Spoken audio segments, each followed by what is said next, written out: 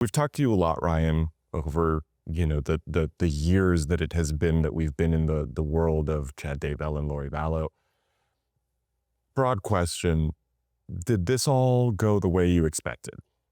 Up until today, yeah. I mean, you kind of expected this trial to follow the one that happened in Lori's case, right?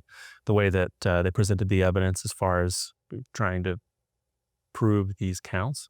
However, today was a little bit of a change, right? Because they're actually seeking the death penalty in Chad's case. And so it's going to be a bit of a different spin at this point moving forward. Right. And so as we were, as you pointed out, we were naturally looking for through lines from Lori Vallow's case to Chad Daybell's case. In the end, kind of looking back on the trial after yesterday's verdict, were there any surprises in the way that Chad Daybell's case proceeded that was a very big difference in how Lori Vallow's case? I'd say that if you look at the way that the cases were defended, I think that's the big difference here. You had Lori's case, she had a death penalty certified team, and you could tell that their real thrust of their defense kind of seemed to be to try and get the death penalty off the table. And in that just moment right before the trial started and the judge took that off the table, it kind of, flatlined the whole plan, right? Everything was already won from their perspective of trying to make sure she didn't get sentenced to death. Whereas you see on this end, we have a case that's being defended by somebody who's trying to win as far as trying to beat the actual allegations, right? Trying to say he was not guilty and give an alternative approach to who could have done these things.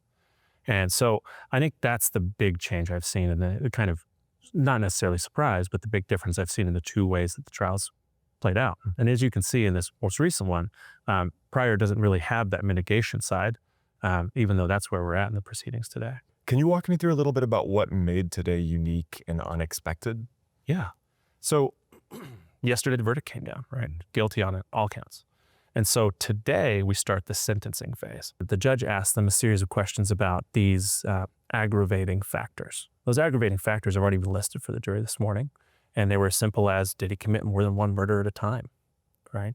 And the judge says that we're starting over at this point. The evidence that you've seen before you can consider, but the state needs to come before you and convince you of this aggravating factor. And the defense has the opportunity to present what's called mitigation, which is basically why, even if this aggravating factor did happen, why shouldn't we kill this man? And so that's kind of what the second part of this trial is all about now. State has to prove an aggravating factor, and then defense has an opportunity to fight back and say, okay, even if that's true, here's some reasons why Chad doesn't deserve the death penalty. So regardless of the decision that either gets made today or later on, in the near future, what happens after that?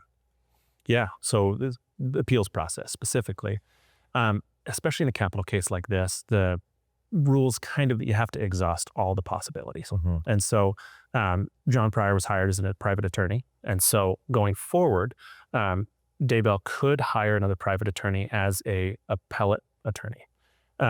Idaho's kind of a strange state. I think only one or two other states do it this way. But once there's a conviction at the district level, it goes straight to the Supreme Court.